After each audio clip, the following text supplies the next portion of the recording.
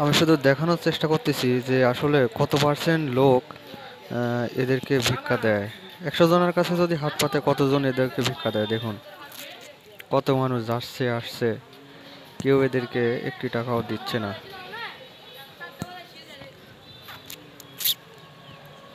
দেখুন তো শখে এসে কারো কাছে হাত পাতে নাই, তো তার অনেক বয়স হয়েছে, তারপরও এসে ভিক্ষা করতেছে। আর কারণ কি? কারণ তার প্রচুর টাকার দরকার। একজনও তাকে টাকা দিচ্ছে না, একজনও না।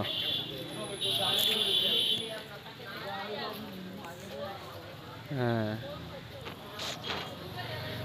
দেখি কে নাকে ভিক্ষা দেয়, আমরা ওয়েট করতে থাকি। আমাদের ওয়েট করার বিষয় হচ্ছে আমরা দেখতে চাই যে কে ইনাকে ভিক্ষা দেয়। কোন ফার্স্ট পারসন এসে তাকে ভিক্ষা দেয়, এটাই আমাদের দেখার বিষয়। দেখতে থাকুন আগে কে ফার্স্টে ভিক্ষা দেয়, এটাই দেখার বিষয় আর কি। আমি অনেক সময় ধরে লক্ষ্য করতেছি আসলে নাকি কেউ একটি টাকাও দিচ্ছে না। এদিকে 2 মিনিট হয়ে গেল, কেউ নাকি একটি টাকাও দিল না।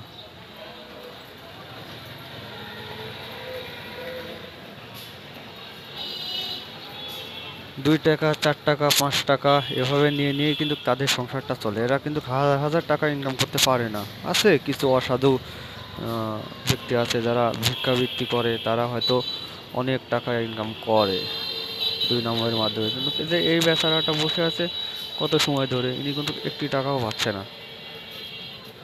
তিনি যদি অন্য কিছু করতে পারতেন অবশ্যই করতেন, তার অন্য কোনো পথ নেই বিধায় ও বসেছে থালা নিয়ে রাস্তায়।